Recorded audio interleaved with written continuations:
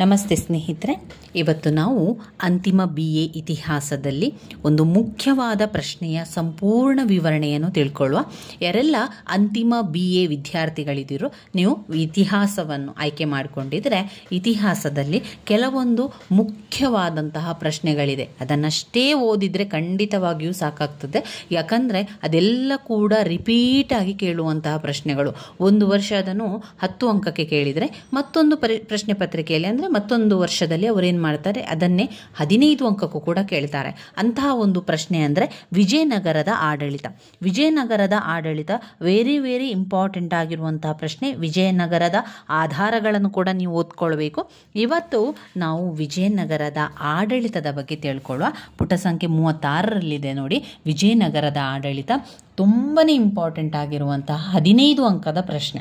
ಹೆಚ್ಚಾಗಿ ಅವರು ಅದನ್ನು 15 ಅಂಕಕ್ಕೆ ಕೇಳ್ತಾರೆ, ಕೆಲವೊಮ್ಮೆ ಅದನ್ನು 10 ಅಂಕಕ್ಕೂ ಕೂಡ ಕೇಳ್ತಾರೆ.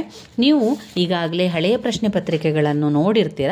2021ರ ಪ್ರಶ್ನೆ ಪತ್ರಿಕೆಯನ್ನು ನೀವು ನೋಡಿದರೆ ಅದರಲ್ಲಿ 15 ಅಂಕದ ಪ್ರಶ್ನೆ ಕೇಳಿದ್ದಾರೆ. ಯಾವುದು? 2021ರಲ್ಲಿ. ಇದು 2021ರಲ್ಲಿ ವಿಜಯನಗರ ಸಾಮ್ರಾಜ್ಯದ ಆಡಳಿತ ಪದ್ಧತಿಯನ್ನು 15 ಅಂಕಕ್ಕೆ ಕೇಳಿದ್ದಾರೆ. ಇನ್ನು ನಿಮ್ಮಲ್ಲಿ ಬೇರೆ ಬೇರೆ ಪ್ರಶ್ನೆ ಪತ್ರಿಕೆಗಳಿದ್ರೆ ನೋಡ್ಕೊಳ್ಳಿ. ಇಲ್ಲ ಅಂತಾದರೆ ಗೂಗಲಲ್ಲಿ ನೀವು ಸರ್ಚ್ ಮಾಡಿದರೂ ಕೂಡ KSOU ಅವರ ಹಳೆಯ ಪ್ರಶ್ನೆ ಪತ್ರಿಕೆ ಓಲ್ಡ್ ಕ್ವಶನ್ ಪೇಪರ್ಸ್ ಅಂತ ಹಾಕಿದರೆ ಅದರಲ್ಲೂ ಕೂಡ ಸಿಗ್ತದೆ. ಅದರಲ್ಲೂ ಕೂಡ ನಿಮಗೆ ಕಾಣ್ಬೋದು. 2-3 ಹಳೆಯ ಪ್ರಶ್ನೆ ಪತ್ರಿಕೆಗಳನ್ನು ನೀವು ನೋಡಿದರೆ ವಿಜಯನಗರದ ಆಡಳಿತ ವ್ಯವಸ್ಥೆ ಇದೇ ಇರುವಂಥ ಒಂದು ಪ್ರಶ್ನೆ ಅಂತಲೇ ಹೇಳ್ಬೋದು. ಇವಾಗ ನಾವು ಸಂಪೂರ್ಣ ಅದರ ಆಡಳಿತವನ್ನು ಸರಿಯಾಗಿ ಅರ್ಥ ಮಾಡಿಕೊಳ್ಳುವ, ಪಾಯಿಂಟ್ಸ್ಗಳನ್ನು ತಿಳ್ಕೊಳ್ಳುವ. ನೀವು ಪಾಯಿಂಟ್ಸ್ ಬುಕ್ ಅಂತ ಮಾಡಿಕೊಂಡಿದ್ರೆ ಅದರಲ್ಲಿ ಬರ್ಕೊಳ್ಳಿ. ವಿಜಯನಗರದ ಆಡಳಿತ ವ್ಯವಸ್ಥೆ ಅಂತ ಬರೆದು ಅದರ ಪಾಯಿಂಟ್ಸ್ಗಳನ್ನೆಲ್ಲ ಬರಿತಾ ಹೋಗಿ ಸ್ನೇಹಿತರೆ. ಅದರೊಳಗೆ ಯಾವುದೆಲ್ಲ ವಿಚಾರಗಳಿದೆ ಎನ್ನುವಂಥದ್ದನ್ನು ನಾವು ತಿಳಿತಾ ಹೋಗುವ. ವಿಜಯನಗರ ಆಡಳಿತ ವ್ಯವಸ್ಥೆ ಅಂತ ಬಂದಾಗ ಮೊದಲಿಗೆ ಸ್ವಲ್ಪ ವಿಜಯನಗರದ ಬಗ್ಗೆ ಬರಿಬೇಕು. ಏನು ಬರಿಬೇಕು? ಸುಮಾರು 3 ಶತಮಾನಗಳ ಕಾಲ ದಕ್ಷಿಣ ಭಾರತದಲ್ಲಿ ವೈಭವಯುತವಾದ ಆಳ್ವಿಕೆ ನಡೆಸಿದ್ದು ವಿಜಯನಗರ. ವಿಜಯನಗರ ಉತ್ತಮ ಆಡಳಿತ, ಆರ್ಥಿಕತೆ, ದೃಢತೆಯಿಂದ ಕೂಡಿದಂತಹ ಸಮಾಜ, ಸರ್ವ ಧರ್ಮಗಳಿಗೂ ಪ್ರೋತ್ಸಾಹ, ಇವುಗಳನ್ನು ತನ್ನ ಧ್ಯೇಯವನ್ನಾಗಿರಿಸಿಕೊಂಡಿದ್ದು ಈ ಸಾಮ್ರಾಜ್ಯ ಕರ್ನಾಟಕದ ಸಂಸ್ಕೃತಿಗೆ ನೀಡಿದಂತಹ ಕೊಡುಗೆಗಳು ತುಂಬಾ ಅಪಾರವಾದಂಥದ್ದು. ವಿಜಯನಗರದ ಅರಸರು ಹಿಂದಿನ ಚಾಲುಕ್ಯರು ಮತ್ತು ಹೊಯ್ಸಳರ ಕಾಲದ ಆಡಳಿತ ಪದ್ಧತಿಯಿಂದ ಸ್ಫೂರ್ತಿಯನ್ನು ಪಡೆದು ಅವರ ಅನೇಕ ಅಂಶಗಳನ್ನು ತಮ್ಮ ರಾಜ್ಯಭಾರ ಕ್ರಮದಲ್ಲಿಯೂ ಕೂಡ ಅಳವಡಿಸಿಕೊಂಡಿದ್ದಾರೆ. ಕೃಷ್ಣದೇವರಾಯನ ಅಮುಕ್ತ ಮೌಲ್ಯದ ವಿಜಯನಗರದ ಆಡಳಿತವನ್ನು ಕುರಿತಂತೆ ಹೆಚ್ಚಿನ ಮಾಹಿತಿ ನೀಡುತ್ತದೆ ಎನ್ನುವಂತಹ ಒಂದು ಸ್ವಲ್ಪ ವಿಚಾರವನ್ನು ಬರೆಯಿರಿ. ನಮಗೆ ಈ ವಿಜಯನಗರ ಎನ್ನುವಂಥದ್ದು ತುಂಬ ವೈಭವದಿಂದ ಕೂಡಿತ್ತು, ಉತ್ತಮ ಆಡಳಿತವನ್ನು ನಡೆಸಿಕೊಂಡು ಹೋಗ್ತಾ ಇದ್ರು ಎನ್ನುವಂಥದ್ದು ನಮಗೆ ಗೊತ್ತಾದದ್ದು ಯಾವ ಆಧಾರದಿಂದ ಅಂತ, ಕೃಷ್ಣದೇವರಾಯ ಎನ್ನುವಂತಹ ರಾಜನು ಅವನ ಒಂದು ಕೃತಿಯಲ್ಲಿ ಬರೆದಂತಹ ಅಮುಕ್ತ ಮೌಲ್ಯ ಎನ್ನುವಂತಹ ಕೃತಿಯಲ್ಲಿ ಸಂಪೂರ್ಣ ವಿಜಯನಗರದ ಬಗ್ಗೆ, ವಿಜಯನಗರದಲ್ಲಿ ಆಡಳಿತವನ್ನು ಮಾಡುತ್ತಾ ಇದ್ದ ರೀತಿಯ ಬಗ್ಗೆ, ಅಲ್ಲಿನ ಒಂದು ವೈಭವದ ಬಗ್ಗೆ, ವೈಭವ, ಸಂಸ್ಕೃತಿ, ಸಾಹಿತ್ಯದ ಬಗ್ಗೆ ಸಂಪೂರ್ಣವಾಗಿ ಆ ಒಂದು ಕೃತಿಯಲ್ಲಿ ಬರೆದಿರುವುದರಿಂದ ನಮಗೆ ಆ ಆಧಾರದ ಮೂಲಕ ವಿಜಯನಗರ ಎನ್ನುವಂಥದ್ದಿತ್ತು, ವಿಜಯನಗರದಲ್ಲಿ ಈ ರೀತಿ ಆಡಳಿತ ಇತ್ತು ಎನ್ನುವಂಥದ್ದು ನಮಗೆ ಎಲ್ಲ ಕೂಡ ಗೊತ್ತಾಗ್ತಾ ಇರುವಂಥದ್ದು. ಇಲ್ಲಾಂತಾದರೆ ನಮಗೆ ಗೊತ್ತಾಗ್ತಾ ಇರಲಿಲ್ಲ. ಇತಿಹಾಸದಲ್ಲಿ ಮೊದಲು ಏನಾಯಿತು ಎನ್ನುವಂಥದ್ದು ಯಾವುದೇ ಆಧಾರ ಇಲ್ಲದಿದ್ದರೆ ನಮಗೆ ಅದು ಯಾವುದೂ ಕೂಡ ಗೊತ್ತಾಗ್ತಾ ಇರಲಿಲ್ಲ. ಆದರೆ ಕೆಲವೊಂದು ವಿಚಾರಗಳಿಗೆ ಸಾಹಿತ್ಯಾಧಾರಗಳು, ಹಾಗೆಯೇ ಎಲ್ಲ ರೀತಿಯ ನಾಣ್ಯಗಳು ಅದೆಲ್ಲ ಕೂಡ ಆಧಾರವಾಗಿ ಸಿಕ್ಕಿರೋದ್ರಿಂದ ನಮಗೆ ಆವಾಗ ರಾಜಮನೆತನ ಇತ್ತು, ರಾಜರು ಆಳ್ವಿಕೆ ಮಾಡ್ತಾ ಇದ್ರು, ಅದೆಲ್ಲ ಕೂಡ ತಿಳಿಲಿಕ್ಕೆ ಸಹಾಯಕ ಆಗಿರುವಂಥದ್ದು. ಇವಾಗ ನಾವು ಸಂಪೂರ್ಣವಾಗಿ ವಿಜಯನಗರದ ಆಡಳಿತದ ವ್ಯವಸ್ಥೆಯ ಬಗ್ಗೆ ತಿಳಿತಾ ಹೋಗುವ. ವಿಜಯನಗರದ ಕೇಂದ್ರೀಕೃತ ರಾಜಪ್ರಭುತ್ವ ಮತ್ತು ಅದರ ಆಡಳಿತ ವ್ಯವಸ್ಥೆ ಬೃಹತ್ ಪ್ರಮಾಣದ ಉಳಿಗಮಾನ್ಯ ವ್ಯವಸ್ಥೆಯನ್ನು ಹೋಲುತ್ತಿದ್ದು ಈ ವ್ಯವಸ್ಥೆಯಲ್ಲಿ ರಾಜನೇ ಕೇಂದ್ರಬಿಂದು ಆಗಿದ್ದಾನೆ. ಅವನೇ ರಾಜ್ಯದ ಪರಮಾಧಿಕಾರ, ಎಲ್ಲ ಅಧಿಕಾರಗಳು ಕೂಡ ಅವನಲ್ಲಿಯೇ ಕೇಂದ್ರೀಕೃತವಾಗಿರ್ತದೆ. ರಾಜನು ಧರ್ಮ ಮತ್ತು ನೀತಿಗಳಿಗೆ ಅನುಸಾರವಾಗಿ ರಾಜ್ಯಭಾರ ಮಾಡ್ತಾ ಇದ್ದ. ಕೃಷ್ಣದೇವರಾಯನು ತನ್ನ ಅಮುಕ್ತ ಮೌಲ್ಯದ ಗ್ರಂಥದಲ್ಲಿ ಹೇಳಿರುವಂತೆ, ಕಿರೀಟ ಧರಿಸಿದ ರಾಜನು ಯಾವಾಗಲೂ ಧರ್ಮದ ಮೇಲೆ ಕಣ್ಣಿಟ್ಟು ರಾಜ್ಯಾಡಳಿತವನ್ನು ನಡೆಸಬೇಕು ಎಂಬುದು ಅವರ ಆದರ್ಶವಾಗಿತ್ತು. ಮೊದಲನೇದಾಗಿ ಕೇಂದ್ರಾಡಳಿತ, ಪ್ರಾಂತೀಯ ಆಡಳಿತ, ಸ್ಥಳೀಯ ಆಡಳಿತ, ನಾಯಕರುಗಳ ಪದ್ಧತಿ, ಭೂ ಕಂದಾಯದ ವ್ಯವಸ್ಥೆ, ನ್ಯಾಯಾಡಳಿತ, ಸೈನ್ಯ ವ್ಯವಸ್ಥೆ ಇತ್ತು. ಹಾಗೆಯೇ ಆರ್ಥಿಕ ಬೆಳವಣಿಗೆಯಲ್ಲಿ ಕೃಷಿ, ಕೈಗಾರಿಕೆ, ಕರಕುಶಲ ವಸ್ತುಗಳ ತಯಾರಿಕೆ, ವ್ಯಾಪಾರ ಮತ್ತು ವಾಣಿಜ್ಯ, ನಾಣ್ಯ ಪದ್ಧತಿ. ವಿಜಯನಗರ ಕಾಲದ ಸಾಮಾಜಿಕ ವ್ಯವಸ್ಥೆಯಲ್ಲಿ ಜಾತಿ ಪದ್ಧತಿ, ಸ್ತ್ರೀಯರ ಸ್ಥಾನ, ಸಾಮಾಜಿಕ ಕಟ್ಟುಪಾಡು, ಆಹಾರ ಮತ್ತು ಉಡುಪು, ಶಿಕ್ಷಣ. ಇನ್ನು ಧರ್ಮದಲ್ಲಿ ನೋಡಿದರೆ ವೈದಿಕ ಧರ್ಮ, ಜೈನ ಧರ್ಮ, ಇಸ್ಲಾಂ ಧರ್ಮ, ಕ್ರಿಶ್ಚಿಯನ್ ಧರ್ಮ, ಇದೆಲ್ಲ ಕೂಡ ನಾವು ಆಡಳಿತ ಅಂತ ಬಂದಾಗ ಬರಿತಾ ಹೋಗಬೇಕಾಗ್ತದೆ. ಮೊದಲನೆಯ ಪಾಯಿಂಟ್ಸ್ ಕೇಂದ್ರಾಡಳಿತ. ಯಾವ ರೀತಿಯ ಕೇಂದ್ರಾಡಳಿತ ಇತ್ತು? ವಿಜಯನಗರದ ಅರಸರು ದಿಗ್ವಿಜಯಗಳಾಗಿದ್ದರಿಂದ ಚತುರ ಆಡಳಿತಗಾರರು ಕೂಡ ಅವರಾಗಿದ್ದರು. ವಂಶ ಪಾರಂಪರ್ಯವಾದ ರಾಜಪ್ರಭುತ್ವ ಅಸ್ತಿತ್ವದಲ್ಲಿತ್ತು.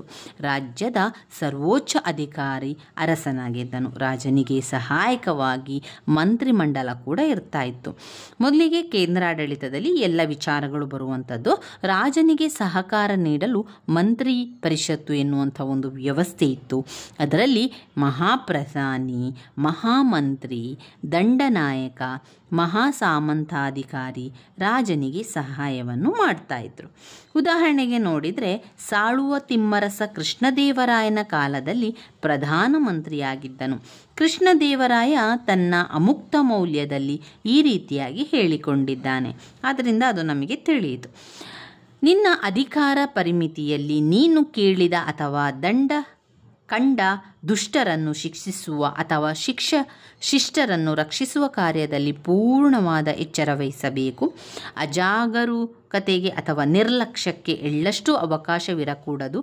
ಅದು ನಿನಗೆ ಅಸಾಧ್ಯವಾದಲ್ಲಿ ಅದರ ಹೊಣೆಯನ್ನು ದೈವನಾದ ವಿಷ್ಣುವಿನ ಇಚ್ಛೆಗೆ ಬಿಟ್ಟು ಬಿಡು ಎನ್ನುವಂಥದ್ದನ್ನು ಇಲ್ಲಿ ಅವನು ಹೇಳುವಂಥದ್ದು ಕಾಣ್ಬೋದು. ಉದಾಹರಣೆಯಲ್ಲಿ ಹೇಳುವಂಥದ್ದು ಈ ರೀತಿಯಾಗಿ ವಿಜಯನಗರದಲ್ಲಿ ಕೇಂದ್ರಾಡಳಿತ ಇತ್ತು. ಅಲ್ಲಿ ವಂಶಪಾರಂಪರ್ಯವಾದ ರಾಜಪ್ರಭುತ್ವವು ಕೂಡ ಅಸ್ತಿತ್ವದಲ್ಲಿ ಇದ್ದಂಥದ್ದು. ಇನ್ನು ಪ್ರಾಂತೀಯ ಆಡಳಿತ ಹೇಗಿತ್ತು ಅಂದರೆ, ರಾಜನೊಬ್ಬನೇ ವಿಶಾಲವಾದ ಸಾಮ್ರಾಜ್ಯವನ್ನು ನಡೆಸಲು ಅವನಿಗೆ ಅಸಾಧ್ಯ ಆಗ್ತಾಯಿತ್ತು. ಯಾಕಂದರೆ ತುಂಬನೇ ರಾಜ್ಯಗಳನ್ನು ಯುದ್ಧ ಮಾಡಿ ಗೆಲ್ತಾ ಹೋದಂಥ ಸಂದರ್ಭದಲ್ಲಿ ಏನಾಗ್ತದೆ, ಎಲ್ಲ ರಾಜ್ಯ ಒಬ್ಬ ರಾಜನಿಗೆ ಸಿಗ್ತಾ ಹೋಗ್ತದೆ. ಅಂತಹ ಸಂದರ್ಭದಲ್ಲಿ ಎಲ್ಲ ಒಂದು ಜಾಗವನ್ನು, ಸಾಮ್ರಾಜ್ಯವನ್ನು ಆಳ್ಕೊಳ್ಳಿಕ್ಕೆ ಅಥವಾ ಅಲ್ಲಿ ಆಡಳಿತವನ್ನು ನಡೆಸಲಿಕ್ಕೆ ಅವನಿಗೆ ತುಂಬಾ ಕಷ್ಟ ಆಗ್ತಾಯಿತ್ತು. ಅಂಥ ಸಂದರ್ಭದಲ್ಲಿ ಅವನು ಏನು ಮಾಡಿದ ಅಂದರೆ, ಸಾಮ್ರಾಜ್ಯವನ್ನು ಅನೇಕ ವಿಭಾಗಗಳಾಗಿ ವಿಂಗಡಣೆ ಕೂಡ ಮಾಡ್ತಾನೆ. ಈ ಭಾಗಗಳಿಗೆ ಮಂಡಲ ಅಥವಾ ಪ್ರಾಂತ್ಯಗಳೆಂದು ಕರೆಯಲಾಗ್ತದೆ. ಈ ಪ್ರಾಂತ್ಯಗಳನ್ನು ನೋಡಿಕೊಳ್ಳಲು ರಾಜಕುಮಾರರನ್ನು, ರಾಜಕುಟುಂಬದವರನ್ನು ರಾಜ್ಯಪಾಲರನ್ನಾಗಿ ನೇಮಿಸಲಾಗಿತ್ತು.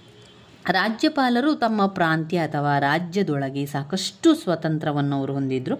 ಈ ಪ್ರಾಂತ್ಯದ ಆಡಳಿತ ನಿರ್ವಹಣೆ, ಶಾಂತಿ ಪರಿಪಾಲನೆ ಮತ್ತು ತೆರಿಗೆಯ ವಸೂಲಿ ಅವರ ಜವಾಬ್ದಾರಿಯಾಗಿತ್ತು. ಅವರು ತಮ್ಮ ಆದಾಯದ ಅರ್ಧ ಭಾಗವನ್ನು ಕೇಂದ್ರ ಸರ್ಕಾರಕ್ಕೆ ಕೊಡಬೇಕಿತ್ತು.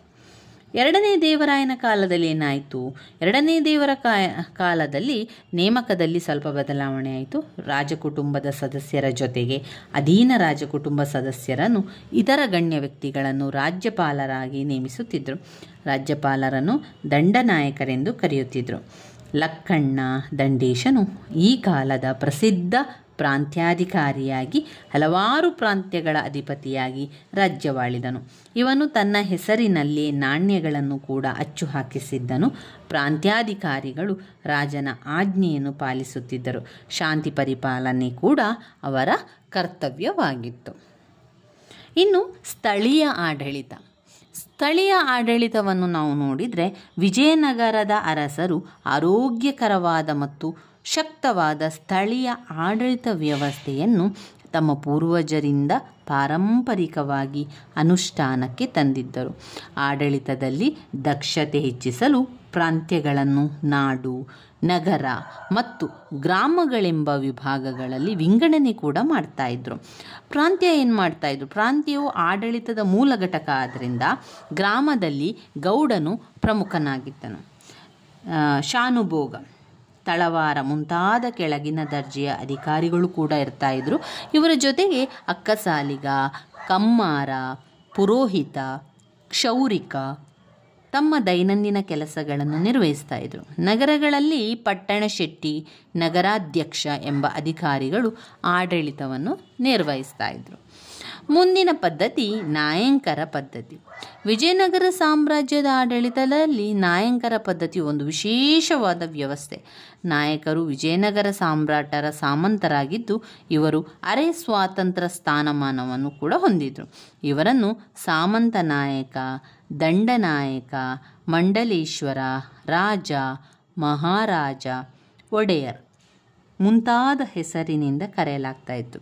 ವಿಜಯನಗರದ ಅರಸರು ತಮ್ಮ ದಂಡಯಾತ್ರೆ ಸಂದರ್ಭದಲ್ಲಿ ಗೆದ್ದ ಪ್ರದೇಶಗಳನ್ನು ಆಯಾ ರಾಜನಿಗೆ ಬಿಟ್ಟುಕೊಟ್ಟು ಅವರನ್ನು ಸಾಮಂತರನ್ನಾಗಿ ಮಾಡಿಕೊಂಡು ವಾರ್ಷಿಕ ಕಪ್ಪಕಾಣಿಗಳನ್ನು ಪಡೆಯುತ್ತಿದ್ದರು. ಹೀಗೆ ವಿಜಯನಗರದ ಅರಸರ ಸಾರ್ವಭೌಮತ್ವವನ್ನು ಒಪ್ಪಿ ಸಾಮಂತರಾದವರಿಗೆ ರಾಜನು ಭೂಮಿಯನ್ನು ಕೂಡ ಕೊಡ್ತಾಯಿದ್ರು. ಹೀಗೆ ಭೂಮಿ ಪಡೆದವರನ್ನು ನಾಯಕರು ಎಂದು ಕರೆಯಲಾಗ್ತಾ ಇತ್ತು. ಇಂತಹ ನಾಯಕರು ಕೇಂದ್ರಕ್ಕೆ ನಿಗದಿಯಾಗಿದ್ದ ವಾರ್ಷಿಕ ಕಂದಾಯವನ್ನು ಕೊಡಬೇಕಿತ್ತು. ಅಲ್ಲದೆ ಕೇಂದ್ರ ಬಯಸಿದಾಗ ಸೈನಿಕ ನೆರವು ಕೂಡ ನೀಡಬೇಕಿತ್ತು. ವಿಜಯನಗರದ ಹಬ್ಬ ಮತ್ತು ಪಟ್ಟಾಭಿಷೇಕ ಸಮಾರಂಭಗಳಲ್ಲಿ ಭಾಗವಹಿಸಬೇಕಿತ್ತು. ಇನ್ನು ಇಂತಹ ನಾಯಕರ ಕರ್ತವ್ಯವನ್ನು ಡಾಮಿಂಗೋಪೇಯಿಸ್ ಹೀಗೆ ತಿಳಿಸ್ತಾನೆ. ನಾಯಕರು ವಾರ್ಷಿಕ ಕಪ್ಪ, ಸೈನ್ಯದ ನೆರವು ನೀಡುವುದರ ಜೊತೆಗೆ ರಾಜನಿಗೆ ಮಗ ಅಥವಾ ಮಗಳು ಜನಿಸಿದರೆ ಸಾಮ್ರಾಜ್ಯದ ಎಲ್ಲ ನಾಯಕರು ಸಾಮ್ರಾಟರಿಗೆ ಒಡವೆ ವಸ್ತ್ರಗಳನ್ನು ಉಡುಗೊರೆಯಾಗಿ ಅರ್ಪಿಸಬೇಕಿತ್ತು. ಅದೇ ರೀತಿ ರಾಜನ ಹುಟ್ಟುಹಬ್ಬದಲ್ಲಿ ಭಾಗವಹಿಸಿ ರಾಜನಿಗೆ ಉಡುಗೊರೆ ಕೊಡಬೇಕಾಗಿತ್ತು ಎಂದಿದ್ದಾನೆ. ಇಂತಹ ನಾಯಕರು ಸಾಮ್ರಾಜ್ಯ ದುರ್ಬಲಗೊಂಡಾಗ ಸರ್ವ ಸ್ವತಂತ್ರರಾಗಿ ವರ್ತಿಸ್ತಾ ಇದ್ರು. ಒಂದು ಉದಾಹರಣೆಯಾಗಿ ನೋಡಿದರೆ ಯಲಹಂಕದ ನಾಡಪ್ರಭುಗಳು 1ನೇ ಕೆಂಪೇಗೌಡ ಅಚ್ಯುತರಾಯನ ಕಾಲದಲ್ಲಿ ಕೂಡ ಅವಿಧೇಯತೆಯಿಂದ ನಡೆದುಕೊಂಡು ಶಿಕ್ಷೆಗೆ ಕೂಡ ಒಳಗಾದನು. ಈತ ಅಚ್ಯುತರಾಯನ ಅಪ್ಪಣೆ ಇಲ್ಲದೆ ಟಂಕಶಾಲೆಯನ್ನು ಸ್ಥಾಪಿಸಿದ್ದರಿಂದ ರಾಯ ಇವರನ್ನು ಆನೆಗೊಂದಿಯಲ್ಲಿ 5 ವರ್ಷಗಳ ಕಾಲ ಸೆರೆಯಲ್ಲಿಟ್ಟಿದ್ದನು. ಒಟ್ಟಿನಲ್ಲಿ ಈ ನಾಯಕರ ಪದ್ಧತಿ ವಿಜಯನಗರದ ಅಭಿವೃದ್ಧಿಗೂ ಕಾರಣವಾಯಿತು, ಅದೇ ರೀತಿ ವಿನಾಶಕ್ಕೂ ಕೂಡ ಕಾರಣ ಆಯಿತು. ಅಲ್ಲಿ ನಾಯಕರ ಪದ್ಧತಿಯಲ್ಲಿ ಕೆಲವು ಗುಣದೋಷಗಳಿದ್ದವು. ವಿಜಯನಗರ ಅಪಾರ ವಿಸ್ತಾರವಾಗಿದ್ದು ಅದನ್ನು ಸುವ್ಯವಸ್ಥಿತವಾಗಿ ನಿಯಂತ್ರಣದಲ್ಲಿಟ್ಟುಕೊಳ್ಳಲು ಈ ವ್ಯವಸ್ಥೆ ಸಾಧ್ಯ ಆಯಿತು. ಇನ್ನೊಂದು, ಪ್ರತಿಯೊಂದು ನಾಯಕನು ತನ್ನ ವ್ಯಾಪ್ತಿಯಲ್ಲಿ ಕಾನೂನು ಸುವ್ಯವಸ್ಥೆಯನ್ನು ನೋಡಿಕೊಳ್ಳುತ್ತಿದ್ದರಿಂದ ಸಾಮ್ರಾಜ್ಯದ ಸಮಗ್ರತೆ ಕಾಪಾಡಲು ಸುಲಭ ಸಾಧ್ಯ ಆಯಿತು. 3, ಪ್ರತಿಯೊಬ್ಬ ನಾಯಕ ಸಾಮ್ರಾಟನಿಗೆ ಕಪ್ಪ ಕಾಣಿಕೆ ಹಾಗೂ ಯುದ್ಧದ ಸಮಯದಲ್ಲಿ ಸೈನ್ಯದ ಸಹಾಯವನ್ನು ನೀಡುವುದು ಕೂಡ ಪ್ರಮುಖವಾಗಿತ್ತು. ಇನ್ನು ಅದರಲ್ಲಿ ದೋಷಗಳೇನು ಕಂಡು ಬಂತು ನಾಯಕರ ಪದ್ಧತಿಯಲ್ಲಿ ಅಂತ ಹೇಳಿದರೆ, ಈ ನಾಯಕರನ್ನು ಹಿಡಿತದಲ್ಲಿಟ್ಟುಕೊಂಡಿರಲು ಯಾರಿಗೂ ಕೂಡ ಸಾಧ್ಯವಾಗಿರಲಿಲ್ಲ. ಅದರಿಂದ ಈ ಸಾಧ್ಯವಾಗಿರುವವರೆಗೆ ಆ ಒಂದು ವ್ಯವಸ್ಥೆ ಸುಗಮವಾಗಿಯೇ ಇತ್ತು. ಆದರೆ ಯಾವಾಗ ದುರ್ಬಲ ಅರಸರು ವಿಜಯನಗರದ ಸಿಂಹಾಸನವನ್ನು ಏರಿದಾಗ ಆ ನಾಯಕರು ಸ್ವತಂತ್ರರಾದರು. ಅವರ ಅರವೀಡು ಮನೆತನದ ಆಳ್ವಿಕೆಯಲ್ಲಿ ಮೈಸೂರಿನ ರಾಜ ಒಡೆಯರ್ ಕ್ರಿಸ್ತಶಕ 1610ರಲ್ಲಿ ಶ್ರೀರಂಗಪಟ್ಟಣವನ್ನು ವಶಪಡಿಸಿಕೊಂಡು ಸ್ವತಂತ್ರರಾದರು. ಈ ನಾಯಕರ ಹುದ್ದೆ ವಂಶಪಾರಂಪರಿಕವಾಗಿದ್ದಲ್ಲದೆ ನಾಯಕ ಹುದ್ದೆಯನ್ನು ವರ್ಗಾವಣೆಯನ್ನು ಮಾಡುವಂತಿರಲಿಲ್ಲ. ಇದರಿಂದ ನಾಯಕರು ಏನು ಮಾಡಿದರು, ಪ್ರಬಲವಾಗಿ ಕೇಂದ್ರದಲ್ಲಿ ಸಾಮ್ರಾಟ ದುರ್ಬಲನಾದಾಗ ಸ್ವತಂತ್ರರಾಗ್ತಾ ಇದ್ದರು. ಭೂ ಕಂದಾಯದ ವ್ಯವಸ್ಥೆ ಯಾವ ರೀತಿ ಇತ್ತು ಯಾವಾಗ ವಿಜಯನಗರ ಕಾಲದಲ್ಲಿ ಅಂತ ಹೇಳಿದರೆ, ಭೂ ಕಂದಾಯ ರಾಜ್ಯಾದಾಯದ ಒಂದು ಆದಾಯ ಬರುವಂತಹ ಒಂದು ಮುಖ್ಯ ಭಾಗ. ರಾಜ್ಯಕ್ಕೆ ಆದಾಯ ಬರಬೇಕು ಅಂತಾದರೆ ಕಂದಾಯವನ್ನು ಹಾಕಲೇಬೇಕು ಅವರು. ಆ ಕಂದಾಯದ ಮೂಲಕ ನಮಗೆ ರಾಜ್ಯಕ್ಕೆ ಆದಾಯ ಬರುವಂಥದ್ದು. ರೈತರ ಒಂದು ಒಟ್ಟು ಉತ್ಪಾದನೆಯ 6ನೇ ಭಾಗವನ್ನು ರಾಜ್ಯಕ್ಕೆ ಕೊಡಬೇಕಿತ್ತು. ಅಮುಕ್ತ ಮೌಲ್ಯದ ಎಂಬ ಗ್ರಂಥದಲ್ಲಿ ರಾಜನು ಪ್ರಜೆಗಳ ಮೇಲೆ ತೆರಿಗೆಯನ್ನು ಹೊರೆಯಾಗದಂತೆ ನೋಡಿಕೊಳ್ಳಬೇಕು ಎಂದು ಅಮುಕ್ತ ಮೌಲ್ಯನ ಒಂದು ಗ್ರಂಥದಲ್ಲಿ ಬರೆದಿದ್ದ.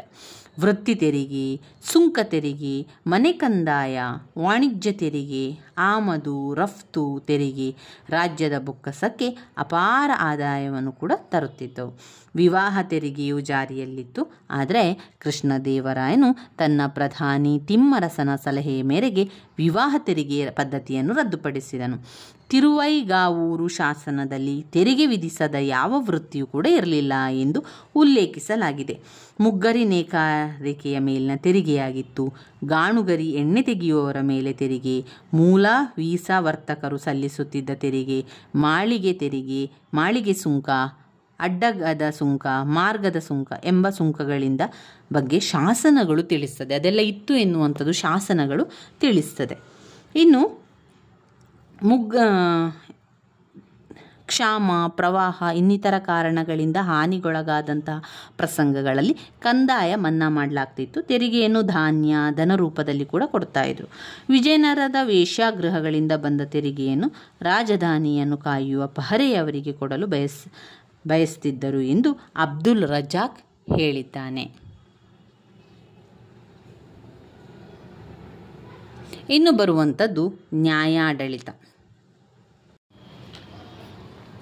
ವಿಜಯನಗರದ ಅರಸರು ತಮ್ಮದೇ ಆದ ಉತ್ತಮ ನ್ಯಾಯಾಂಗ ವ್ಯವಸ್ಥೆಯನ್ನು ಹೊಂದಿದ್ದರು.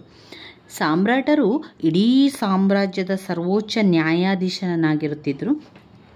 ನ್ಯಾಯದಾನವು ಹಿಂದೂ ಧರ್ಮಶಾಸ್ತ್ರದ ಆಧಾರದ ಮೇಲೆ ನಿರ್ಧರಿಸಲಾಗ್ತಾ ಇತ್ತು. ಇನ್ನು ಪ್ರಾಂತ್ಯಗಳಲ್ಲಿ ನೋಡಿದರೆ ನ್ಯಾಯಪಾಲನೆಯನ್ನು ರಾಜ್ಯಪಾಲರು, ಇತರ ಅಧಿಕಾರಿಗಳ ಮತ್ತು ಪುರೋಹಿತರ ಸಹಾಯದಿಂದ ಮಾಡ್ತಾಯಿದ್ರು. ಅಪರಾಧಿಗಳಿಗೆ ಕಠಿಣವಾದ ಶಿಕ್ಷೆಯನ್ನು ಕೊಡ್ತಾಯಿದ್ರು. ಸೆರೆವಾಸವನ್ನು ಕೂಡ ವಿಧಿಸ್ತಾ ಇದ್ರು. ಅಂಗವಿಚ್ಛೇದನಕ್ಕೂ ಕೂಡ ಅವಕಾಶ ಇತ್ತು. ಅಂದರೆ ಅಂಗವನ್ನು ಕತ್ತರಿಸುವಂಥದ್ದು ಶಿಕ್ಷೆ. ಸತ್ವ ಪರೀಕ್ಷೆಯ ಮೂಲಕ ನಿರಪರಾಧಿ ಎಂದು ಸಾಧಿಸಲು ಸಾಧ್ಯವಿತ್ತು. ಬ್ರಾಹ್ಮಣರು ಅಂಗವಿಚ್ಛೇದನದ ಶಿಕ್ಷೆಯಿಂದ ಮುಕ್ತರಾಗಿರುತ್ತಾ ಇದ್ರು. ಜಿಲ್ಲೆ ಮತ್ತು ಗ್ರಾಮಗಳಲ್ಲಿ ಶಾಂತಿ ನೆಮ್ಮದಿಯನ್ನು ಪಾಲಿಸಲು ತಳವಾರ ಮತ್ತು ಕಾವಲುಗಾರರಿದ್ದರು. ಪಾಳೆಗಾರರಿಗೂ ರಕ್ಷಣಾ ಕರ್ತವ್ಯಗಳಿದ್ದು. ಇವು ಇಷ್ಟು ನ್ಯಾಯ ಆಡಳಿತದಲ್ಲಿ ಬರುವಂತಹ ವಿಚಾರವಾಗಿದೆ. ಇನ್ನು ಬರುವಂಥದ್ದು ಸೈನ್ಯ ವ್ಯವಸ್ಥೆ ಯಾವ ರೀತಿ ಇತ್ತು. ವಿಜಯನಗರದಲ್ಲಿ ಸೈನ್ಯ ವ್ಯವಸ್ಥೆ ಯಾವ ರೀತಿ ಇತ್ತು. ಆವಾಗ ವಿಜಯನಗರದ ಅರಸರು ತಮ್ಮದೇ ಆದ ಅಸಂಖ್ಯಾತ ಸೈನಿಕರನ್ನು ಹೊಂದಿದ್ದರು. ತಮ್ಮ ರಾಜ್ಯದ ರಕ್ಷಣೆಗೆ ವಿಸ್ತಾರಕ್ಕಾಗಿ ಬೃಹತ್ ಪ್ರಮಾಣದ ಸೈನ್ಯ ಸದಾ ಸಿದ್ಧವಾಗ್ತಾ ಇತ್ತು. ಚಕ್ರವರ್ತಿಯೇ ಸೈನ್ಯದ ವರಿಷ್ಠನಾಗಿರುತ್ತಿದ್ದರು. ಈತನ ಕೈ ಕೆಳಗೆ ಸೇನಾಪತಿ, ಮಹಾದಂಡ ನಾಯಕ, ದಳವಾಯಿ ಮುಂತಾದ ಅಧಿಕಾರಿಗಳು ಕೂಡ ಇರ್ತಾಯಿದ್ರು. ಕಾಲ್ದಳ, ಅಶ್ವದಳ, ರಥದಳ, ಪಿರಂಗಿ ಪಡೆಗಳು ಸೈನ್ಯದ ಪ್ರಮುಖ ಅಂಗಗಳಾಗಿದ್ದವು. ವಿಜಯನಗರದ ನೌಕಾಪಡೆ ಬಲಾಢ್ಯವಾಗಿತ್ತು. ರಾಜರಿಗೆ ದಕ್ಷಿಣ ಸಮುದ್ರಾಧಿಪತಿ ಎಂಬ ಬಿರುದು ಕೂಡ ಇದ್ದಿತು. ಒಟ್ಟಿನಲ್ಲಿ ಶಾಂತಿ ಮತ್ತು ಸುಭದ್ರತೆ ಕಾಪಾಡುವುದು ರಾಜರ ಕರ್ತವ್ಯವಾಗಿತ್ತು. ವಿಜಯನಗರ ಕಾಲದ ಆರ್ಥಿಕ ಬೆಳವಣಿಗೆ ಯಾವ ರೀತಿ ಇತ್ತು. ವಿಜಯನಗರ ಆರ್ಥಿಕ ಅಭಿವೃದ್ಧಿಗೆ ಹೆಸರುವಾಸಿಯಾಗಿತ್ತು. ಹಲವಾರು ವಿದೇಶಿ ಯಾತ್ರಿಕರು ವಿಜಯನಗರದಲ್ಲಿ ನಡೆಸುತ್ತಿದ್ದ ವ್ಯಾಪಾರ ಚಟುವಟಿಕೆಗಳು, ಬೆಲೆ ಬಾಳುವ ಮುತ್ತು ರತ್ನಗಳನ್ನು ರಸ್ತೆಯಲ್ಲಿ ಇಟ್ಟು ಮಾರುತ್ತಿದ್ದನೆಂದು ಆಂತರಿಕ ಮತ್ತು ಬಾಹ್ಯ ವ್ಯಾಪಾರ ಎರಡೂ ಕೂಡ ನಡೀತಾ ಇತ್ತು ಅಂತ ತಿಳಿದು ಬರ್ತದೆ. ಇನ್ನು ಅಲ್ಲಿ ಯಾವ ರೀತಿ ಆರ್ಥಿಕವಾಗಿ ಅವರು ಜೀವನವನ್ನು ನಡೆಸ್ತಾ ಇದ್ರು ಅಂದರೆ ಕೃಷಿ ಇತ್ತು, ಕೈಗಾರಿಕೆ, ಕರಕುಶಲ ವಸ್ತುಗಳ ತಯಾರಿಕೆ, ವ್ಯಾಪಾರ ವಾಣಿಜ್ಯ, ನಾಣ್ಯ ಪದ್ಧತಿ ಇವೆಲ್ಲವೂ ಕೂಡ ಆರ್ಥಿಕ ಬೆಳವಣಿಗೆಯಲ್ಲಿದ್ದಂತಹ ವಿಚಾರಗಳು. ಕೃಷಿಯನ್ನು ನೋಡಿದರೆ ಕೃಷಿಯು ವಿಜಯನಗರ ಕಾಲದ ಪ್ರಮುಖವಾದ ಕಸುಬು. ಇದು ದೇಶದ ಅಭಿವೃದ್ಧಿಯಲ್ಲಿ ಪ್ರಮುಖ ಪಾತ್ರ ವಹಿಸಿತ್ತು. ಡಾಮಿಂಗೋ ಪಾಯಸ್ ಪ್ರಕಾರ ವಿಜಯನಗರ ಫಲವತ್ತಾದ ಭೂಮಿಯಾಗಿತ್ತು. ಸಮೃದ್ಧವಾದ ಬೆಳೆ ಕೂಡ ಸಿಗ್ತಾ ಇತ್ತು. ಆಹಾರ ಧಾನ್ಯಗಳನ್ನು ಬೆಳೆಸ್ತಾ ಇದ್ರು. ವಿಜಯನಗರದ ಅರಸರು ವ್ಯವಸಾಯಕ್ಕೆ ಹೆಚ್ಚಿನ ಪ್ರೋತ್ಸಾಹವನ್ನು ನೀಡಿದ್ದಲ್ಲದೆ ನೀರಾವರಿ ಸೌಲಭ್ಯಗಳನ್ನು ಕೂಡ ಒದಗಿಸಿದರು. ಇದರಲ್ಲಿ ನಾಗಲಾಪುರ ಕೆರೆ, ಕೋರಂಗಲ್, ಬಸವಣ್ಣನ ಕಾಲುವೆ ಮುಖ್ಯವಾದವುಗಳಾಗಿದ್ದು, ವ್ಯಾಸರಾಯರು ವ್ಯಾಸರಾಯ ಸಮುದ್ರವನ್ನು ನಿರ್ಮಾಣ ಮಾಡಿದರು. ಇದು ವ್ಯವಸಾಯಕ್ಕೆ ತುಂಬ ಉಪಯುಕ್ತವಾದ ಕೆರೆಯಾಗಿತ್ತು. ಜೋಳ, ಭತ್ತ, ಗೋಧಿ, ಕಬ್ಬು, ಹತ್ತಿ, ವೀಳ್ಯದೆಲೆ, ಜೀರಿಗೆ, ಅರಿಶಿನ, ಹಣ್ಣು, ತರಕಾರಿಗಳನ್ನು ಕೂಡ ಬೆಳೆಸ್ತಾ ಇದ್ರು. ಕೃಷಿ ಅಭಿವೃದ್ಧಿಗಾಗಿ ಅನೇಕ ಅಣೆಕಟ್ಟುಗಳು ನಿರ್ಮಾಣವಾದವು. ಅವುಗಳಲ್ಲಿ ಹೊಸಪೇಟೆ, ವಲ್ಲಭಾಪುರ ಪ್ರಮುಖವಾದವು. ಇದಲ್ಲದೆ ಶಿವಪುರ ನಾಲೆ, ಆನೆಗುಂದಿ ನಾಲೆ, ಕಂಪಿಲೆ ನಾಲೆ, ರಾಮಸಾಗರ ನಾಲೆ ನೀರಾವರಿಗೆ ಕೂಡ ಸಹಾಯಕವಾಗಿದೆ. ಕೈಗಾರಿಕೆ ಮತ್ತು ಕರಕುಶಲ ವಸ್ತುಗಳ ತಯಾರಿಕೆ. ವಿಜಯನಗರದ ಕಾಲದಲ್ಲಿ ಬಟ್ಟೆ ತಯಾರಿಕೆ, ಗಣಿಗಾರಿಕೆ, ಲೋಹದ ಕೆಲಸ, ಎಣ್ಣೆ, ತೆಂಗಿನ ನಾರು, ಹತ್ತಿ, ಶಸ್ತ್ರಾಸ್ತ್ರಗಳ ತಯಾರಿಕೆ, ಗಾಡಿ, ಚರ್ಮ, ಮಡಿಕೆ, ಮೀನುಗಾರಿಕೆ, ಸುಗಂಧ ದ್ರವ್ಯಗಳ ತಯಾರಿಕೆ ಇವು ಪ್ರಮುಖ ಕೈಗಾರಿಕೆಗಳಾಗಿದ್ದವು. ಮಧುರೆ ಮತ್ತು ಕೊಯಂಬತ್ತೂರು ಶ್ರೇಷ್ಠ ದರ್ಜೆಯ ಬಟ್ಟೆಗಳ ತಯಾರಿಕೆಗೆ ಪ್ರಸಿದ್ಧವಾಗಿದ್ದವು. ಅನಂತಪುರ ಜಿಲ್ಲೆಯ ಗುತ್ತಿ ವಜ್ರ ಸರಬರಾಜು ಮಾಡುವ ಗಣಿಯಾಗಿತ್ತು. ಭಟ್ಕಳ ಕಬ್ಬಿಣ ಅದಿರು ಗಣಿ ಹೊಂದಿದ್ದು ಹಟ್ಟಿಯಲ್ಲಿ ಬಂಗಾರದ ಗಣಿಗಳಿದ್ದವು. ಅಬ್ದುಲ್ ರಜಾಕ್ ಹೇಳುವಂತೆ ಅಕ್ಕಸಾಲಿಗರು ವೈವಿಧ್ಯಮಯವಾದ ಒಡವೆಗಳನ್ನು ಕೂಡ ತಯಾರಿ ಮಾಡ್ತಾ ಇದ್ರು. ಇನ್ನು ವ್ಯಾಪಾರ ಮತ್ತು ವಾಣಿಜ್ಯಗಳನ್ನು ನೋಡಿದರೆ ವಿಜಯನಗರದಲ್ಲಿ ಆಂತರಿಕವಾಗಿ ಹಾಗೂ ವಿದೇಶಗಳೊಂದಿಗೆ ತ್ವರಿತ ವ್ಯಾಪಾರ ಸಂಪರ್ಕವನ್ನು ಇಟ್ಟುಕೊಂಡಿದ್ದರು. ದಕ್ಷಿಣ ಭಾರತದ ವ್ಯವಸ್ಥಿತ ರಸ್ತೆಗಳು ವ್ಯಾಪಾರ ವಾಣಿಜ್ಯಕ್ಕೆ ತುಂಬಾ ಅನುಕೂಲಕರವಾಗಿದ್ದವು. ಇಲ್ಲಿ ಬೇರೆ ಬೇರೆ ರೀತಿಯಂಥ ವಿಜಯನಗರದಿಂದ ಬಟ್ಟೆ, ಅಕ್ಕಿ, ಕಬ್ಬಿಣ, ಈ ರೀತಿಯ ಸಕ್ಕರೆ ಇರ್ಬೋದು, ಮಸಾಲೆ ಸಾಮಾನುಗಳನ್ನೆಲ್ಲ ರಫ್ತು ಮಾಡ್ತಾಯಿದ್ರು. ದಕ್ಷಿಣ ಭಾರತದ ವ್ಯವಸ್ಥಿತ ರಸ್ತೆಗಳು ವ್ಯಾಪಾರ ಮತ್ತು ವಾಣಿಜ್ಯಕ್ಕೆ ಅನುಕೂಲಕರವಾಗಿದ್ದವು.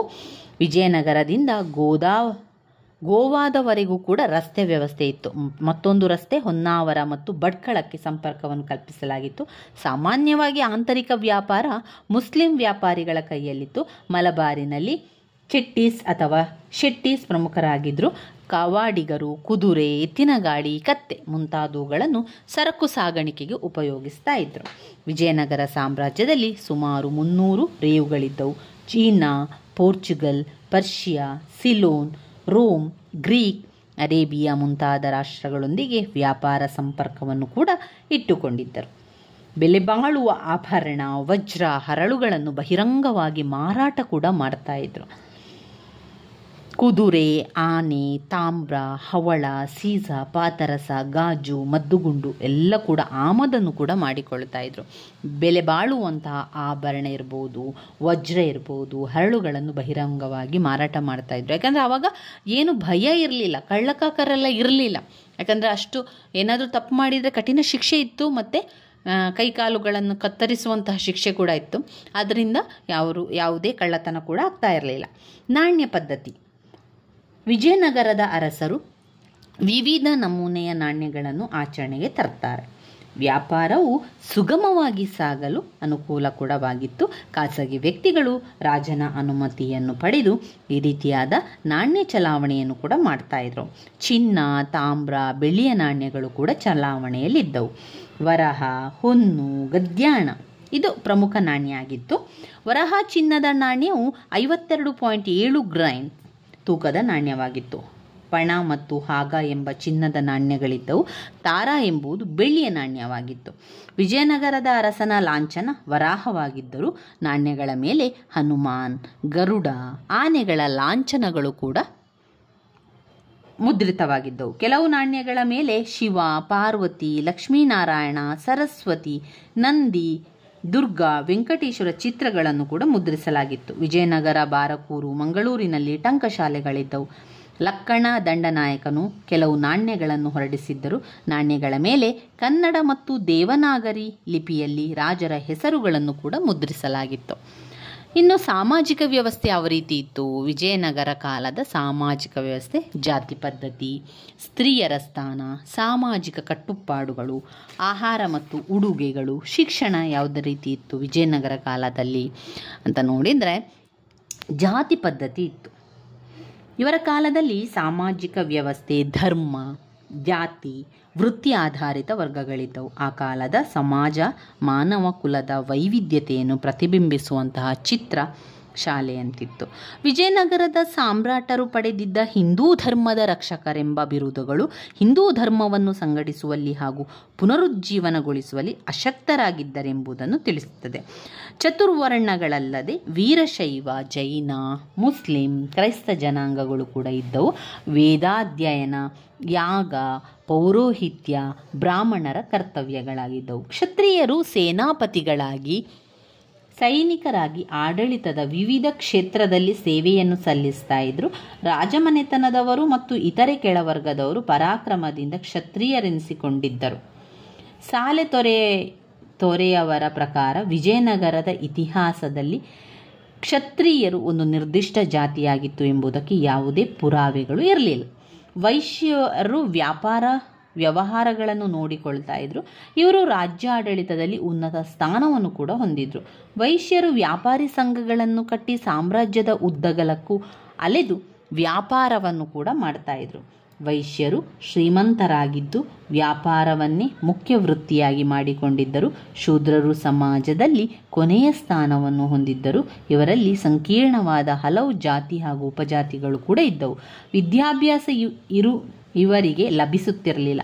ಸಾಮಾನ್ಯವಾಗಿ ಕೃಷಿ ಕಾರ್ಮಿಕರು, ಗೇಣಿದಾರರು, ನೇಕಾರರು, ಗೊಲ್ಲರು, ಕುಂಬಾರರು, ವಡ್ಡರು ಶೂದ್ರವರ್ಗಕ್ಕೆ ಸೇರಿದವರಾಗಿದ್ದಾರೆ. ಸಾಮಾನ್ಯವಾಗಿ ಅವಿಭಕ್ತ ಕುಟುಂಬಗಳು ರೂಢಿಯಲ್ಲಿದ್ದವು. ಕುಟುಂಬದ ಮುಖ್ಯಸ್ಥರು ಕುಟುಂಬದ ಗುರುತರ ಸ್ಥಾನವನ್ನು ಕೂಡ ಹೊಂದಿದ್ದರು. ಇನ್ನು ಸ್ತ್ರೀಯರ ಸ್ಥಾನ ಯಾವ ರೀತಿ ಇತ್ತು ವಿಜಯನಗರದಲ್ಲಿ? ವಿಜಯನಗರ ಸಾಮ್ರಾಜ್ಯದಲ್ಲಿ ಸ್ತ್ರೀಯರು ಗೌರವದ ಸ್ಥಾನವನ್ನು ಕೂಡ ಹೊಂದಿದ್ರು. ಉಚ್ಚ ಕುಲದ ಸ್ತ್ರೀಯರು ಶಿಕ್ಷಣ, ಸಂಗೀತ, ನೃತ್ಯ, ಸಾಹಿತ್ಯ ಕ್ಷೇತ್ರಗಳಲ್ಲಿ ಪ್ರವೀಣರಾಗಿದ್ದರು. 1ನೇ ಬುಕ್ಕನ ರಾಣಿ ತಿರುಮಲಾಂಬೆಯು ವರದಾಂಬಿಕಾ ಪರಿಣಯಂ ಎಂಬ ಕೃತಿ ರಚಿಸಿದ್ದಾಳೆ. ಕುಮಾರ ಕಂಪಣನ ರಾಣಿ ಗಂಗಾದೇವಿಯು ಮಧುರಾ ವಿಜಯಂ ಎಂಬ ಗ್ರಂಥವನ್ನು ಬರೆದಿದ್ದಾಳೆ. ಈ ರೀತಿಯಾಗಿ ಅನೇಕ ವಿದ್ವಾಂಸರುಗಳು ಅನೇಕ ರೀತಿಯ ಕೃತಿಗಳನ್ನೆಲ್ಲ ಬರೆದಿರುವಂಥದ್ದನ್ನು ಕಾಣ್ಬೋದು. ಗಣ್ಯವರ್ಗದ ಸ್ತ್ರೀಯರಲ್ಲಿ ಸತಿ ಸಹಗಮನ ಪದ್ಧತಿ ಇತ್ತೆಂದು ತಿಳಿದು ಬರುತ್ತದೆ. ಹೆಣ್ಣು ಮಗುವಿನ ಜನನವನ್ನು ಎಲ್ಲರೂ ತಿರಸ್ಕಾರ ಮನೋಭಾವದಿಂದ ನೋಡ್ತಾ ಇದ್ರು. ಆದರೆ ತರುವಾಯ ಅವರಿಗೆ ಪುರುಷರಿಗೆ ಸಮಾನವಾದ ಕೆಲವು ಹಕ್ಕುಗಳನ್ನು ಕೂಡ ನೀಡಲಾಗ್ತಾ ಇತ್ತು. ಆರ್ಥಿಕವಾಗಿ ಸ್ತ್ರೀಯರು ಸ್ವತಂತ್ರವಾಗಿಲ್ಲವಾದರೂ ಕೆಳವರ್ಗದ ಸ್ತ್ರೀಯರು ಪುರುಷರೊಂದಿಗೆ ಕೃಷಿ, ಪಶುಪಾಲನೆ ಕೃತ್ಯಗಳಲ್ಲಿ ಭಾಗಿಯಾಗ್ತಾ ಇದ್ರು. ಸಾಮಾಜಿಕ ಕಟ್ಟುಪಾಡು ಯಾವ ರೀತಿ ಇತ್ತು ವಿಜಯನಗರದಲ್ಲಿ? ವಿಜಯನಗರ ಸಾಮ್ರಾಜ್ಯದಲ್ಲಿ ಕೆಲವು ಸಾಮಾಜಿಕ ಪಿಡುಗುಗಳಿರುವುದನ್ನು ಕಾಣಬಹುದು. ಜಾತಿ ಪದ್ಧತಿ, ಬಾಲ್ಯ ವಿವಾಹ ಪದ್ಧತಿ, ಸತಿ ಪದ್ಧತಿ, ವೇಶ್ಯ ಪದ್ಧತಿ, ದೇವದಾಸಿ ಪದ್ಧತಿಗಳು ಅನುಷ್ಠಾನದಲ್ಲಿದ್ದವು. ದಕ್ಷಿಣ ಭಾರತದಲ್ಲಿ ದೇವದಾಸಿ ಒಂದು ಸಾಮಾನ್ಯ ಅಂಗವಾಗಿತ್ತು. ಇವರು ದೇವಸ್ಥಾನದ ಒಂದು ಭಾಗವಾಗಿದ್ದು ಭೋಗವಸ್ತುಗಳಾಗಿ ಮಾರ್ಪಡುತ್ತಿದ್ದರು. ಅಬ್ದುಲ್ ರಜಾಕ್ ಎಂಬ ವಿದೇಶಿ ಯಾತ್ರಿಕನು ವೇಶ್ಯಾವಾಟಿಕೆಯ ಬಗ್ಗೆ ಮಾಹಿತಿಯನ್ನು ನೀಡಿದ್ದಾನೆ. ವೇಶ್ಯರು ಕೂಡ ಸಂಗೀತ, ನೃತ್ಯ ಕಲಾವಿದರಾಗಿದ್ದರು. ವರದಕ್ಷಿಣೆ ಪದ್ಧತಿಯು ರೂಢಿಯಲ್ಲಿತ್ತು. ವಿಜಯನಗರ ಕಾಲದಲ್ಲಿ ಜೀತ ಮತ್ತು ಗುಲಾಮ ಪದ್ಧತಿಯು ರೂಢಿಯಲ್ಲಿತ್ತೆಂದು ಸಾಹಿತ್ಯ ಮತ್ತು ಶಾಸನಾಧಾರಗಳಿಂದ ತಿಳಿದು ಬರುತ್ತದೆ. ವೀರ ಬಣಜಿಗರ ಸೇವೆಯಲ್ಲಿ ಅನೇಕ ಗುಲಾಮರಿದ್ದರು. ಸಾಲಗಾರರು ಸಾಲ ತೀರಿಸುವಲ್ಲಿ ವಿಫಲನಾದರೆ ಅವನು ಸಾಲ ಕೊಟ್ಟವನ ಆಳಾಗಿ ದುಡಿದು ಸಾಲವನ್ನು ತೀರಿಸಬೇಕಾಗಿತ್ತು. ಬಹುಪತ್ನಿತ್ವ, ಅಂತರ್ಜಾತಿ ವಿವಾಹ ಅಪರೂಪವಾಗಿದ್ದಿತು. ಕೇವಲ ಅರಸರು, ಪ್ರತಿಷ್ಠಿತ ವ್ಯಕ್ತಿಗಳು ಈ ಪದ್ಧತಿಯನ್ನು ಕೂಡ ಹೊಂದಿದ್ರು. ಉದಾಹರಣೆಗೆ ಕೃಷ್ಣದೇವರಾಯ, ತಿರುಮಲಾಂಬ, ಚಿನ್ನಾದೇವಿ, ಜಗನ್ಮೋಹಿನಿ ಎಂಬ ಹೆಂಡತಿಯರನ್ನು ಹೊಂದಿದ್ದರು. ಈ ಎಲ್ಲ ವಿಚಾರಗಳು ನಮಗೆ ಗೊತ್ತಿದ್ದರೆ ನಾವು ವಿವರಿಸ್ತಾ ಬರಿಬೇಕಾದ್ರೆ ಕೆಲವೊಂದು ನೆನಪಲ್ಲಿಟ್ಕೊಂಡು ನಮಗೆ ಬರೀಲಿಕ್ಕೆ ಸಾಧ್ಯ ಆಗ್ತದೆ. ಅಂದರೆ ಎಲ್ಲ ವಿವರಣೆ ಕೂಡ ನಮಗೆ ನೆನಪಲ್ಲಿರ್ತದೆ ಎನ್ನುವಂಥದ್ದಲ್ಲ. ಓದಿದ್ದಲ್ಲಿ ಕೆಲವೊಂದು ಪಾಯಿಂಟ್ಸ್ಗಳು, ಕೆಲವೊಂದು ವಿಚಾರಗಳು ನಮ್ಮ ನೆನಪಿನ ಶಕ್ತಿಯಲ್ಲಿರ್ತದೆ. ಪರೀಕ್ಷೆಗೆ ಬರಿತಾ ಇರಬೇಕಾದ್ರೆ ಕೆಲವೊಂದೆಲ್ಲ ನೆನಪಾಗ್ತದೆ. ಅದನ್ನೆಲ್ಲ ನಾವು ಬರಿತಾ ಹೋಗುವಂಥದ್ದು. ಸರಿಯಾಗಿ 2 ಬಾರಿ ನೀವು ಈ ಒಂದು ವಿವರಣೆ ವಿವರಣೆಯನ್ನು ಕೇಳಿದರೆ ನಂತರ ನಿಮಗೆ ಓದಬೇಕು ಅಂತ ಇಲ್ಲ, ಆ ಪಾಯಿಂಟ್ಸನ್ನು ಸರಿಯಾಗಿ ಕಲಿತುಕೊಳ್ಬೇಕು. ಈಗ ಸ್ತ್ರೀಯರ ಸ್ಥಾನ, ಸಾಮಾಜಿಕ ಕಟ್ಟುಪಾಡು, ಆಹಾರ ಮತ್ತು ಉಡುಪು, ಈ ಪಾಯಿಂಟ್ಸ್ಗಳನ್ನಷ್ಟೇ ಸರಿಯಾಗಿ ಕಲಿತುಕೊಂಡ್ರೆ ವಿವರಣೆಯನ್ನು 1 ಬಾರಿ 2 ಬಾರಿ ಕೇಳ್ಕೊಳ್ಳಿ. ಸರಿಯಾಗಿ ನೀವು ಆ ವಿವರಣೆಯನ್ನು ತಿಳ್ಕೊಂಡ್ರೆ ನಂತರ ನಿಮಗೆ ಸಾಧ್ಯ ಆದಷ್ಟು ವಿವರಿಸ್ತಾ ಹೋಗಲಿಕ್ಕೆ ಆಗ್ತದೆ. ಇನ್ನು ಬರುವಂಥದ್ದು ಆಹಾರ ಮತ್ತು ಉಡುಪು. ವಿಜಯನಗರದ ಕಾಲದಲ್ಲಿ ಯಾವ ರೀತಿ ಇತ್ತು ಆಹಾರ? ಜನರು ಸಸ್ಯಾಹಾರಿ ಹಾಗೂ ಮಾಂಸಾಹಾರಿಗಳಾಗಿದ್ದರು. ಶ್ರೀಮಂತರು ಹಾಗೂ ಮಹಾರಾಜರು ಮಾಂಸಾಹಾರಿಗಳಾಗಿದ್ದರು. ಬ್ರಾಹ್ಮಣರು ಹಾಗೂ ಜೈನರು ಸಸ್ಯಾಹಾರಿಗಳಾಗಿದ್ದರು.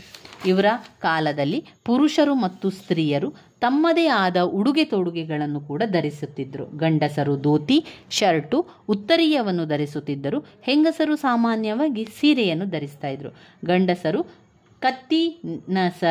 ಕತ್ತಿನ ಸರ, ಉಂಗುರ, ಕಿವಿಯೋಲೆಯನ್ನು ಧರಿಸ್ತಾ ಇದ್ರು. ಸಾಮಾನ್ಯವಾಗಿ ಹೆಂಗಸರು ವಿವಿಧ ಲೋಹಗಳಿಂದ ತಯಾರಿಸಿದ ಆಭರಣಗಳಾದ ಕತ್ತಿನ ಸರ, ಬಳೆ, ಒಡ್ಯಾಣ, ಮೂಗುಬೊಟ್ಟು ಮುಂತಾದವುಗಳನ್ನು ಧರಿಸ್ತಾ ಇದ್ರು. ಹಬ್ಬ ಹರಿದಿನಗಳಲ್ಲಿ ಅಂದರೆ ಈಗ ದೀಪಾವಳಿ, ಮಹಾನವಮಿಗಳಲ್ಲಿ ವಿಶೇಷ ಉಡುಗೆ ತೊಡುಗೆಗಳು ಇರ್ತಾ ಇತ್ತು.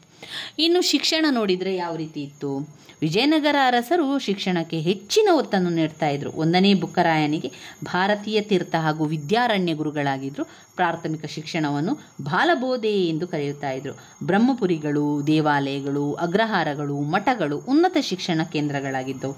ವೇದಗಳು, ಮೀಮಾಂಸಾ, ನ್ಯಾಯ, ವ್ಯಾಕರಣ, ಪುರಾಣ, ಧರ್ಮಶಾಸ್ತ್ರ, ಸಂಗೀತ, ವೈದ್ಯ, ಧನುರ್ವಿದ್ಯೆಗಳಿಗೆ ಪಠ್ಯಕ್ರಮ ಸ್ಥಾನವಿತ್ತು. ವೀರಶೈವರ ವಚನಗಳು, ಹರಿದಾಸರ ಕೀರ್ತನೆಗಳು ಸಾಮಾನ್ಯ ಶಿಕ್ಷಣದ ಸಾಧನಗಳಾಗಿದ್ದವು. ನೃತ್ಯ ಶಿಕ್ಷಣಕ್ಕೆ ಪೂರ್ವಭಾವಿಯಾದ ಅಂಗಸೌಷ್ಠವವನ್ನು ಬೆಳೆಸಿಕೊಳ್ಳಲು ಮಹಿಳೆಯರು ನಾನಾ ಬಗೆಯ ವ್ಯಾಯಾಮಗಳನ್ನು ಕೂಡ ಮಾಡಬೇಕಾಗಿತ್ತು. ಇನ್ನು ನೋಡಿದರೆ ಧರ್ಮ, ಯಾವುದೆಲ್ಲ ಧರ್ಮ ಇತ್ತು ವಿಜಯನಗರದ ಕಾಲದಲ್ಲಿ?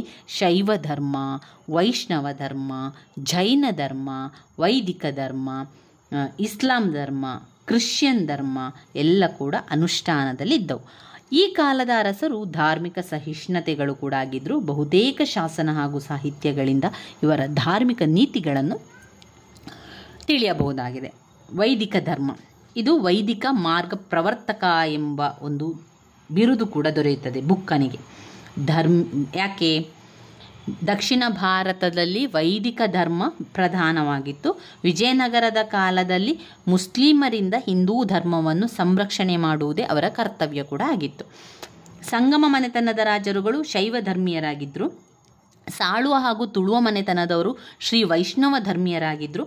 ಹಂಪಿಯ ವಿರೂಪಾಕ್ಷ ಸಾಮ್ರಾಜ್ಯದ ಆದಿ ದೇವನು ಕೂಡ ಆಗಿದ್ದನು. ಹಿಂದೂ ರಾಯ ಸುರತ್ರಾಣನಾದ ಬುಕ್ಕ ಭೂಪತಿಯು ಸಾಯಣಾಚಾರ್ಯ ಹಾಗೂ ಮಾಧವಾಚಾರ್ಯರ ನೇತೃತ್ವದಲ್ಲಿ ವಿದ್ವಾಂಸರ ಸಹಕಾರದಿಂದ ವೇದಗಳಿಗೆ ಭಾಷ್ಯ ಬರೆಸಿದನು. ಅದರಿಂದಾಗಿ ಬುಕ್ಕನಿಗೆ ವೈದಿಕ ಮಾರ್ಗ ಪ್ರವರ್ತಕ ಎಂಬ ಬಿರುದು ಕೂಡ ಸಿಗ್ತದೆ. ಇಮ್ಮಡಿ ಹರಿಹರ ಶೈವ, ವೈಷ್ಣವ, ಜೈನ ಮತಗಳನ್ನು ಸಮಾನ ದೃಷ್ಟಿಯಿಂದ ಕಂಡವನು. 2ನೇ ದೇವರಾಯನ ಕಾಲದಲ್ಲಿ ಶೈವ ಧರ್ಮ ಪ್ರಾಬಲ್ಯಕ್ಕೆ ಬಂದಿತ್ತು. ಇವನ ದಂಡನಾಯಕನಾದ ಲಕ್ಕಣ ದಂಡೇಶನು ಶೈವ ಧರ್ಮೀಯನಾಗಿದ್ದು ಕೋಲಾರದ ಮುಳುಬಾಗಿನ ಪ್ರಸನ್ನ ವಿರೂಪಾಕ್ಷ ದೇವಾಲಯವನ್ನು ನಿರ್ಮಿಸಿದನು.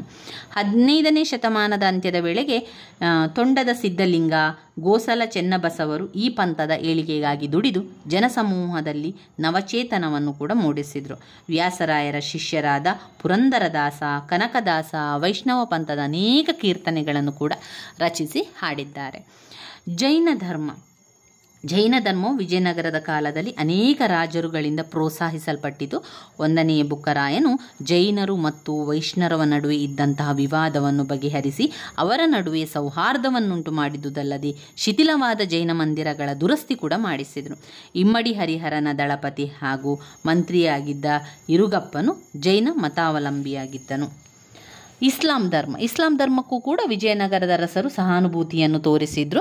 ಇಮ್ಮಡಿ ದೇವರಾಯನ ಧಾರ್ಮಿಕ ಸಹಿಷ್ಣುತೆಗೆ ಆದರ್ಶಪ್ರಾಯರಾಗಿದ್ದರು. ವಿಜಯನಗರದ ಸೇವೆಯಲ್ಲಿ ಮುಸಲ್ಮಾನರನ್ನು ನೇಮಿಸಿ ಅವನು ತನ್ನ ಸಿಂಹಾಸನದ ಮುಂದೆ ಪವಿತ್ರವಾದ ಕುರಾನಿನ ಪ್ರತಿಯನ್ನು ಇರಿಸಿದ್ದನು.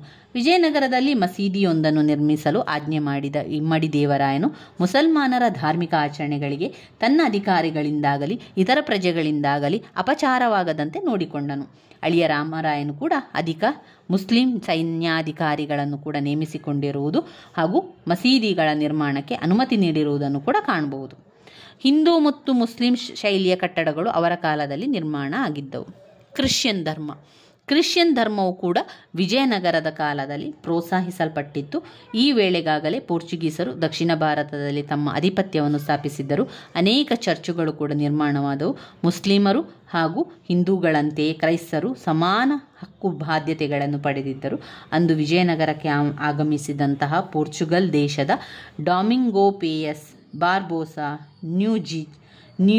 ನ್ಯೂನಿಜ್, ಪರ್ಷಿಯಾದ ಅಬ್ದುಲ್ ರಜಾಕ್ ಮುಂತಾದ ವಿದೇಶಿ ಪ್ರವಾಸಿಗರು ರಾಜ್ಯದ ಧಾರ್ಮಿಕ ನೀತಿಯನ್ನು ಕುರಿತು ಈ ರೀತಿಯಾಗಿ ಬರೆದಿದ್ದಾರೆ. ಧಾರ್ಮಿಕ ಕ್ಷೇತ್ರದಲ್ಲಿ ಪ್ರಜೆಗಳಿಗೆ ಸ್ವಾತಂತ್ರ್ಯ ಮತ್ತು ಸಮಾನತೆ ಇತ್ತು.